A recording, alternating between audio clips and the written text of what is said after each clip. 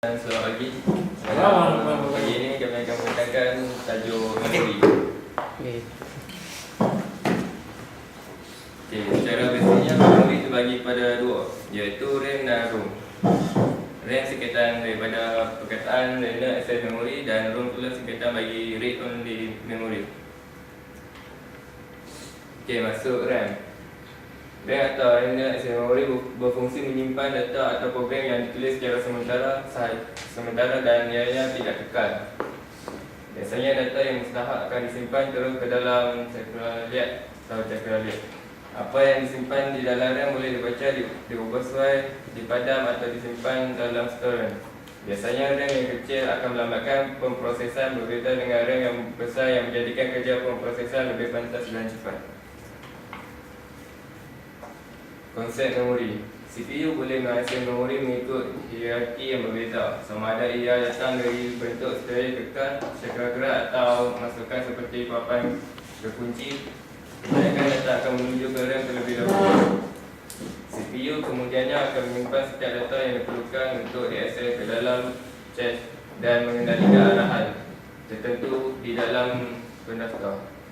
Semua komponen komputer anda seperti CPU, cakra dan sistem operasi bekerja bersama-sama sebagai satu pasukan, dan memori ialah satu daripada bahagian terpenting di dalam pasukan ini. Sebaik sahaja anda menghidupkan komputer sehinggalah saat komputer anda dimatikan, CPU sentiasa menggunakan memori. Baik, kita lihat senario ini.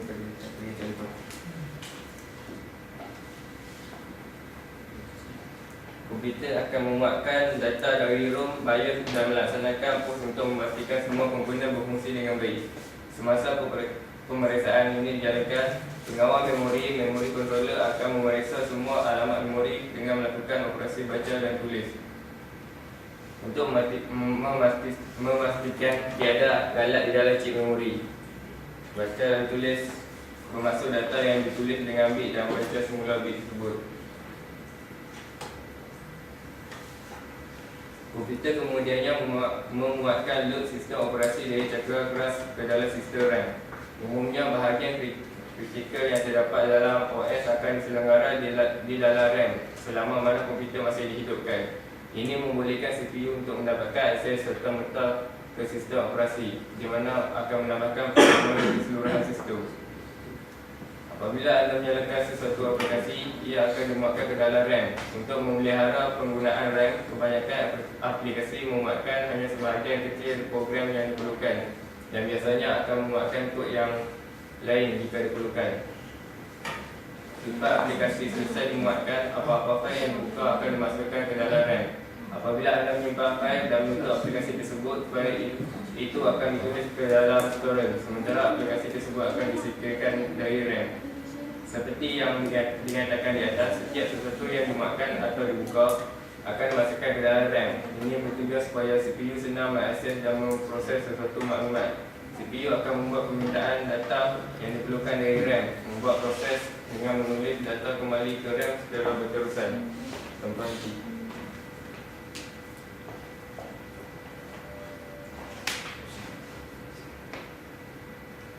fungsi RAM, Random Access Memory. Sebagai contoh yang senang untuk memahami, ketika kita memainkan muzik MP3 daripada komputer kita membukanya dengan program Winamp atau media lain. Maka program Winamp yang tadinya berada di hard disk akan dilaksanakan di RAM dan dikeluarkan melalui output device, melalui speaker atau monitor. Jadi MP3 yang tadinya berasal dari hard disk akan dilepas sementara di dalam RAM. Contoh yang kedua, kita bermain game atau aplikasi lain. Sama prinsipnya dengan yang di atas. Artinya program yang telah terinstall di hard disk akan dimasukkan ke dalam RAM dan proses lalu dikeluarkan sebagai hasil eksekusi tersebut sesuai dengan fungsi dari aplikasinya. Bahagian-bahagian memori dalam RAM. Dan nombor 1 tu printed circuit board. Nombor 2 SMT komponen elektronik, menunjuk sebagai resistor, kapasitor dan sebagainya.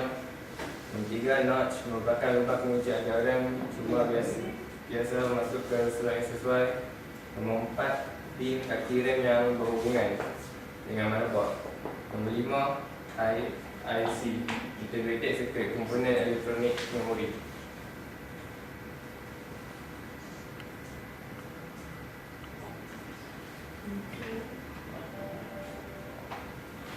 Maksud ROM ialah read only memory, adalah suatu guna dari chip yang berisi bahagian dari sistem operasi. Itu letak dulu. Kesian awak. Dari tadi saya tengok. yang mana diperlukan pada waktu memperlihatkan.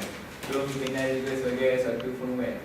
ROM tidak boleh didata diubah isinya oleh pengguna. ROM turun dalam media penyimpanan. Okay, next. Tak baca. Maksud ROM ni dia volatile lah. Dia tak boleh meruang. Dia tak boleh berubah secara tiba-tiba.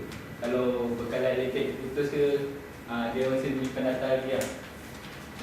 Data biasanya sudah terisi dan disediakan oleh kilang perakitnya.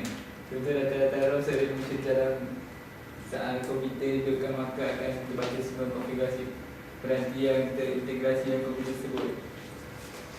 Isi mengalihkan data pada ROM misalnya adalah program basic input-output system yang berfungsi untuk pemindahan data antara microproses ke bahagian-bahagian lain yang meliputi keyboard, monitor, printer dan lain-lain.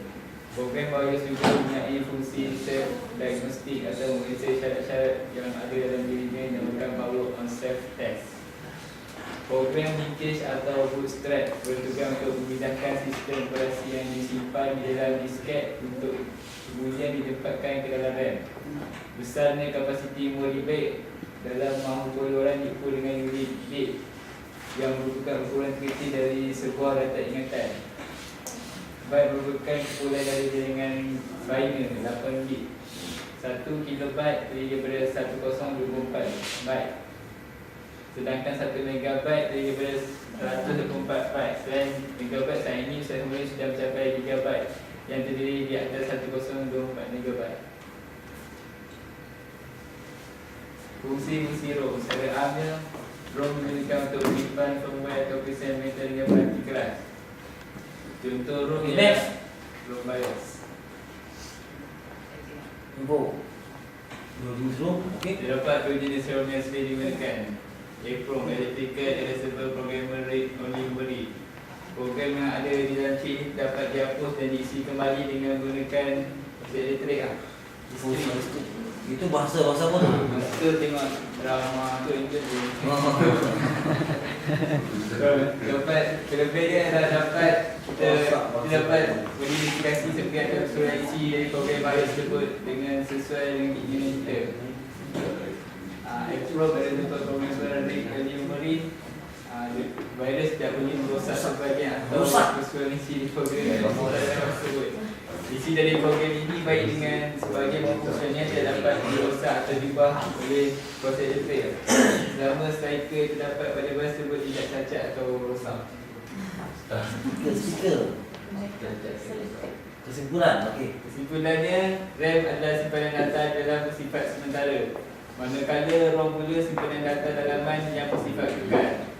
Sebagai contoh, RAM akan digunakan untuk menyimpan segala maklumat atau data yang sedang dijalankan dalam komputer, seperti membuka laman web untuk berlayar internet, membuka fail, bermain komputer dan sebagainya. Manakala ROM pula biasanya digunakan untuk menyimpan maklumat atau data berkenaan dengan spesifikasi dan konfigurasi komputer seperti maklumat berkenaan dengan perkakasan dan sistem komputer seperti yang terdapat dalam BIOS, basic input output system dan sebagainya. Okey, maklumat ada?